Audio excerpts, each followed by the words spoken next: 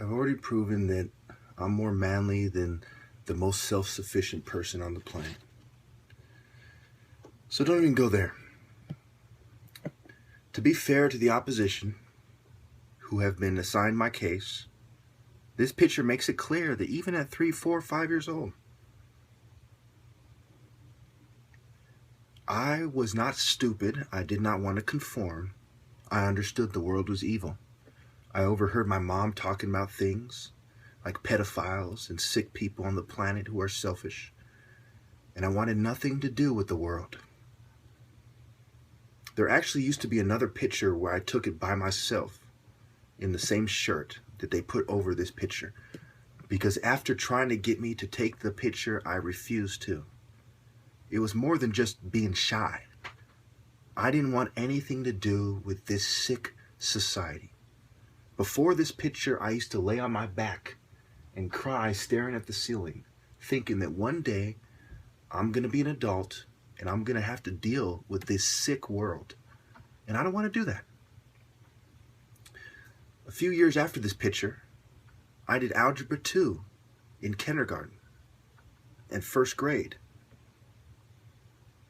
You are dealing with a guy who saw through your bullshit since he was 2 or 3 years old. It's the guy you're dealing with. You're dealing with a guy who did not conform since 2 or 3 years old. You have been dealing with the guy who was smarter than the average adult when he was 4, 5, 6 years old. He did the math. Many adults struggle with Algebra 2 to this day. I breezed through it in kindergarten and first grade. This is the guy you're dealing with. I will never conform. I will never go along to get along. And I would go as far as to say that the guy in this picture who is turning his back to all the evil scum is more righteous than 99.99% of Americans. Even back then as a child, I was a man. The difference between a man and a child is not necessarily age, because the age one goes through the rights of manhood, and the age one is considered a man varies from culture to culture. The major difference between a man and a child is philosophy, and I was a man back then. I will never go along to get along. You see my little brother, he's smiling. My older brother, he's smiling. I'm not playing around. I'm not playing with any of you bitches. I wasn't playing with any of you motherfuckers back then when I was beating up everyone my age as a child, as a young man, a really young man, 3, 4, 5, 6 years old. And I'm not playing with any of you bitches now. This is who you're dealing with. I will die for what I believe. I will never conform. I have a song. Matter of fact, I'm going to put that clip of that song at the end of this video, where I say, white man will never conform me. I was like, what, 14, 15 in that video, 16, something like that? I have consistently defied you oppressors. I have consistently been disgusted with your system, with your social norms, with your oppression and your attempts, your meager, mediocre, feeble attempts to put me beneath you. I want the viewers to ask themselves, how would you feel if a bunch of pedophiles spent billions of dollars brainwashing people to put you beneath them, so all the pretty girls can date them and not you? They can get all the money and do eugenics on everyone else. Well, they are. Newsflash, buddy, they are, right fucking now. If you didn't know it before, I assure you they are. I saw it back then. I understood what school was for very well. I understood why the teachers behaved the way they did, why people were disciplined very well. I understood it was more than just about teaching people things. It was about conforming people to society, a society that I did not agree with. I understood the deeper implications of blood money, blood diamonds, families that made their fortunes off of slavery, the slave trade, sugarcane, cotton.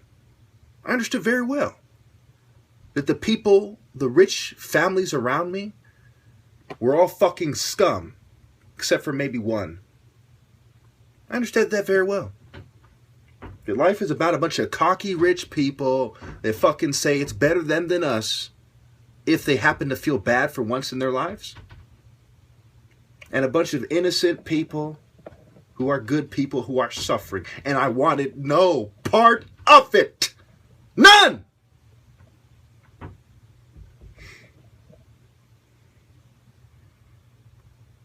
And I still want no part of it. You can keep your blood money. You can keep your Babylonian whore with blood-stained lips, with a blood-stained soul. You can keep your blood fucking diamonds. Oh, I want a diamond ring, honey.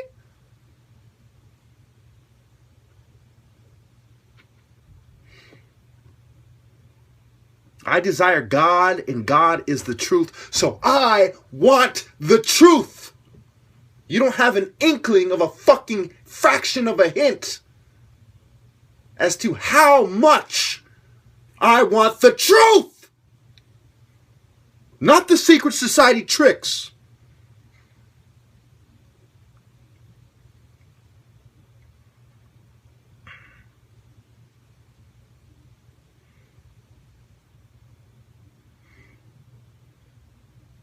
My soul has been drowned in tears. And I cannot hear it vibrate.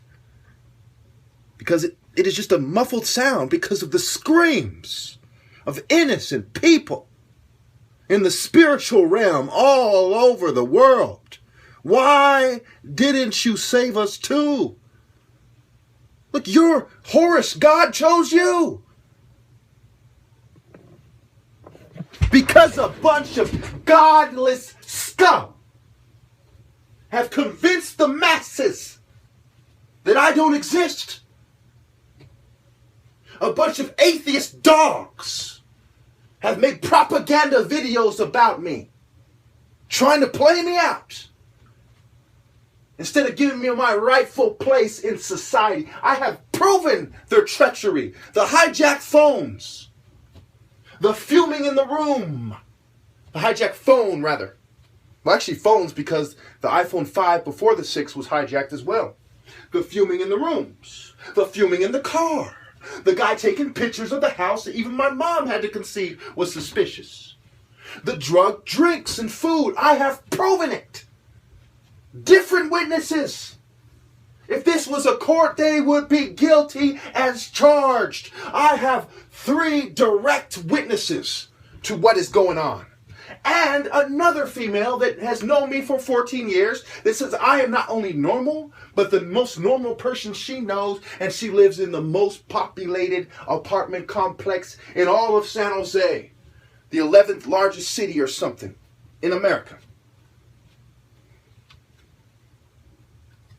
On the east side where people are packed like sardines. I have proven that these dogs have cheated me. Denied me my rightful place while murdering millions of people every year. What happens when the people you want to kill already for killing people are still killing people, and they are doing what they're doing to me, to you? What happens? What happens if you're a great warrior? What happens when you're the top martial artist?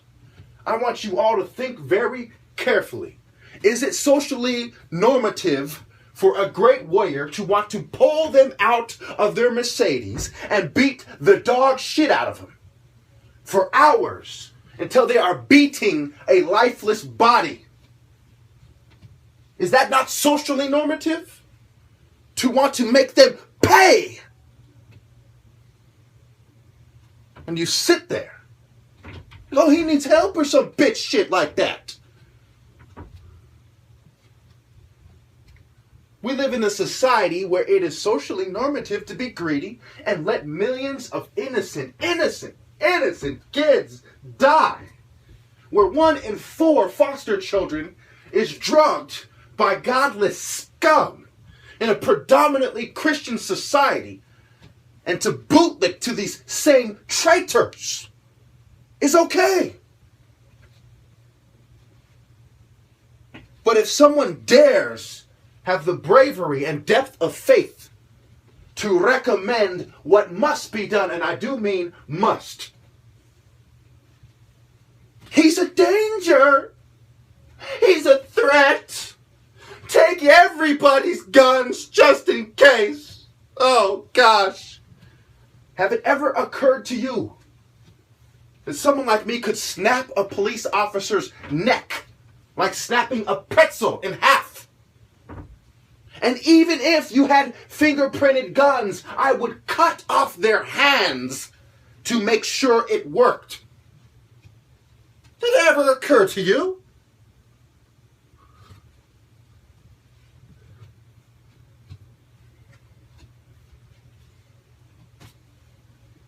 I assure you, when someone as dangerous as myself wants to kill someone, only God Almighty can stop him. But these ninnies want to disarm you so when they come for your kids, and they will come, unless you're a complete soulless dog, oh, they will come, that there's nothing you can do. They taser you, they slap your wife, they grab your wife and just happen to grab her breasts, for 20 seconds. Oh, I was trying to restrain her. In the report, we were trying to restrain her, and my hand might have touched her breast. Might have went down her pants on accident and fingered her for 5 minutes. That there's nothing you can do.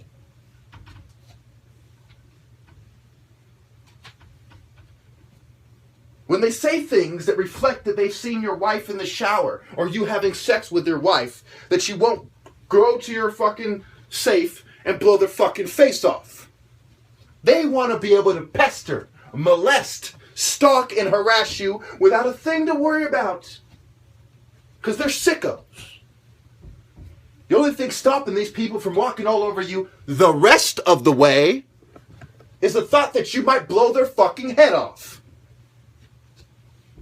Why do you think we have the right to bear arms in the first place? Because the British used to rape people's wives when they required people to allow them to stay at their house anytime they want. They had the guns, they had the numbers, and they raped wives, daughters, and took what they wanted. Because that's what governments do when they have total control, to keep people safe. Save you from the Indians. We're the British Army. We're going to keep you safe. We're the American Army. We're going to keep you safe.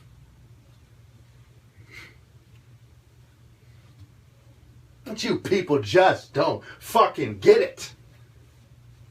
You don't realize that your government is the most murdering organization. The most murderous organization in the world is the Freemasons that control your government. So whether you say it's the government or the Masons behind it, there you go. These are the criminals. These are the biggest criminals. A bunch of criminals are telling you that they want to take away your mediocre means, your pitiful means of protecting yourselves. Next, they'll take away your fucking knives. Everyone should be a vegan anyway. Here's a plastic knife. It'll be a prison state for sure, where they fucking, they toss your cell, they toss your house. We found a steak knife, sir. Arrest him right away. It's a very serious offense. What, are you a terrorist? Why do you have a steak knife, buddy, huh? Were you going to stab me? Yeah, take his wife too, just in case, And bring her to my office, yeah. Spread eagle.